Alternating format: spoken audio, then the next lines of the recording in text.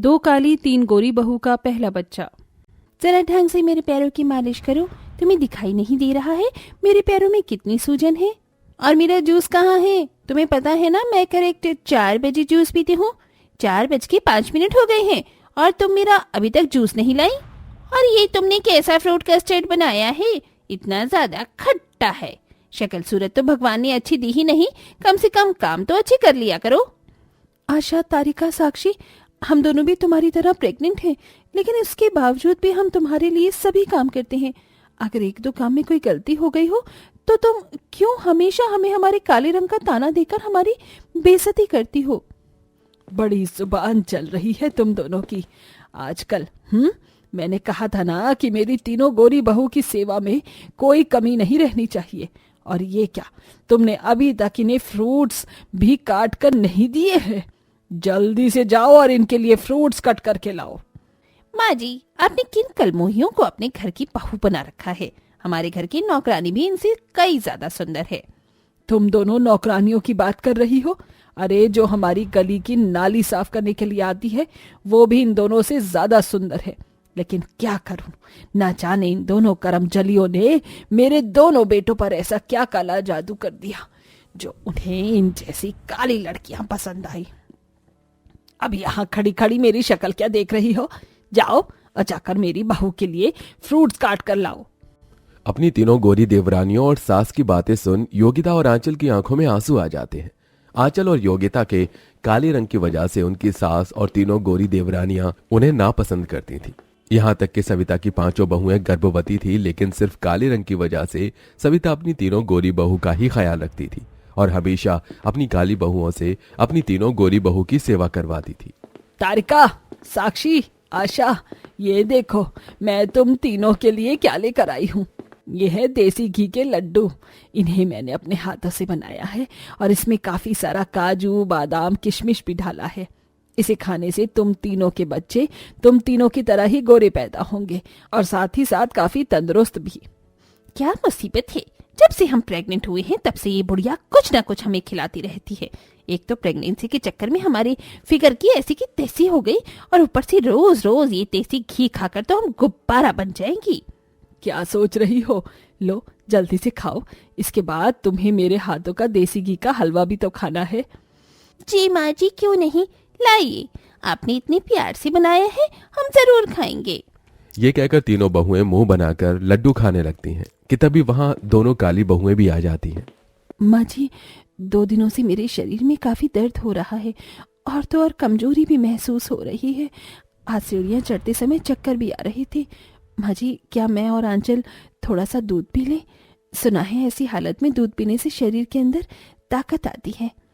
मैंने क्या यहाँ पर गाय पाल रखी है जो मैं तुम दोनों को फ्री फोकट में दूध दूं? घर में जो खाने पीने को मिलता है वो कम है क्या तुम दोनों को, जो अब तुम लोग दूध भी पीना चाहती हो? दूध पीने की कोई भी जरूरत नहीं है, समझी? अपनी सास की बात सुन योगिता और आंचल वहां से जाने लगती हैं कि तभी आंचल की नजर सविता के बने हुए लड्डुओं पर जाती है। ये तो वही लड्डू है ना जो गर्भवती अवस्था में औरतों को दिए जाते हैं। मेरी माँ ने मेरी भाभी को भी ये लड्डू बनाकर दिए थे। माँ जी, क्या हम भी एक लड्डू खा सकते हैं? सुना है इसे खाने से शरीर में ताकत आती है और बच्चा भी गोरा सुंदर पैदा होता है। क्या कहा? तुमने क्या कहा? तुम ये लड्डू खाकर गोरा बच्चा पैदा करोगी? मुझे नहीं पता था कि तुम दोनों इतना अच्छा मजाक भी कर लेती हो। ये लड्डू तो बहुत दूर की बात है। अगर तुम लोग दिन रात बच्चा गोरा पैदा करने की कोई दवाई भी खाओगी ना तो भी तुम्हें काले बच्चे ही पैदा होंगे। न जाने इन दोनों के बच्चे कितने काले पैदा होंगे। जितनी काली इनकी माँ है वो उससे भी ज्यादा। अगर और भी ज्यादा काले पैदा हो गए तो हमारे मोहल्ले के लोग तो इन दोनों के बच्चों को अफ्रीकन कहकर बुलाएंगे। तीनों गोरी बहुएं दोनों काली बहुओं पर हंसने लगती हैं, लेकिन वहीं बेचारी योगिता और आंचल इस बार भी कुछ नहीं कह पाती और चुपचाप वहां से चली जाती हैं। सविता जहां अपनी तीनों गोरी बहू की दिन रात सेवा करती, वहीं अपनी काली बहू से दिन में एक गिलास पानी भी नहीं पूछती थी। समय गुजरता रहता है और 5 बहू की डिलीवरी का समय आ जाता है। जहां तीनों गोरी बहुएं तो बिल्कुल अपने गोरे रंग की तरह गोरे बच्चे पैदा करती हैं, वहीं योगिता और आंचल के बच्चे उसके रंग की तरह काले ही पैदा होते हैं। हाय हाय, किसी की नजर न लगे मेरे पोते पोतियों को। ये तीनों तो बिल्कुल चांद के टुकड़े लग रहे हैं, बिल्कुल अपनी माँ पर झुके हैं। कहीं उन्हें मेरी ही नजर न लग जाए, मैं इन्हें काला टीका लगा देती हूँ। माँ जी, हमारे बच्चों को भी तो देखिए, ये तो बिल्कुल आप पर गए हैं। इनकी हंसी बिल्कुल आपकी तरह है। तुम दोनों कहना क्या चाहती हो? मैं क्या तुम्हारे इन काले कलूटन बच्चों की तरह काली हूँ? तुम्हारे बच्चों को तो देखकर ही उल्टी करने का मन कर रहा है, कोयले की तरह काले जो हैं। माँ जी, हमारे कोरे बच्चों को नजर न लगे इसीलिए आप उन्हें काला टीका लगा दीजिए, लेकिन इन दोनों के काले बच्चों को नजर न लगे तो क्या ये भी काला टीका लगाएंगे? लेकिन इनके बच्चे तो काले रंग के हैं, तो काला टीका दिखेगा ही नहीं। मेरे ख्याल से इन्हें अपने दोनों बच्चों को सफेद टीका लगाना चाहिए, काले रंग पर तो सफेद टीका ही दिखेगा। साक्षी और बाकी की दोनों गोरी बहुएं हंसने लगती हैं। अब तक योगिता और आंचल हमेशा अपने काले रंग का मजाक उड़ाता देखती थी, लेकिन आज अपने बच्चों का मजाक उड़ता देख दोनों को ही बहुत ज्यादा दुख होता है। सविता हमेशा अपनी तीनों गोरी बहू के बच्चों को ही प्यार करती है, वहीं दोनों काले बहुओं के बच्चों की तरफ एक नजर तक नहीं डालती है। अले अले, कैसे हंस रहा है मेरा पोता। अले अले अले, तुम दोनों भी रुको, पहले मैं इसकी तो मालिश कर दूं, फिर तुम दोनों की मालिश करती हूँ। माँ जी, आज काम करते वक्त मेरा हाथ जल गया, मुन्ने की मालिश करनी है। डॉक्टर ने कहा था एक दिन भी मालिश नहीं चूकनी चाहिए।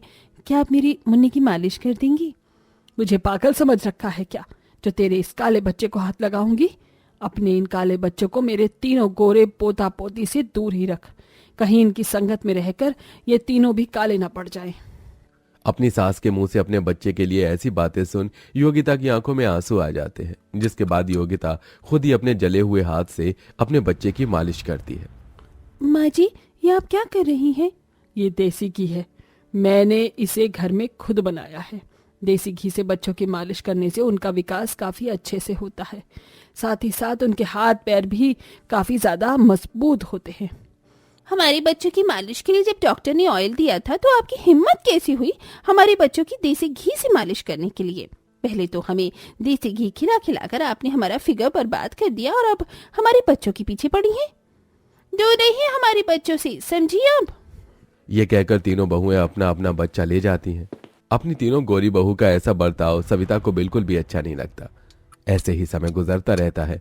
रोज की तरह सविता मंदिर से जब घर लौट रही होती है कि तभी रास्ते में भंडारा होता देख सविता भंडारे का प्रसाद खा लेती है, लेकिन उस प्रसाद से सविता की पूरी बॉडी पर फंगल इन्फेक्शन फैल जाता है और सविता के पूरे शरीर पर दाग धब्बे, दाने, दाद और लाल पान फैल जाता है।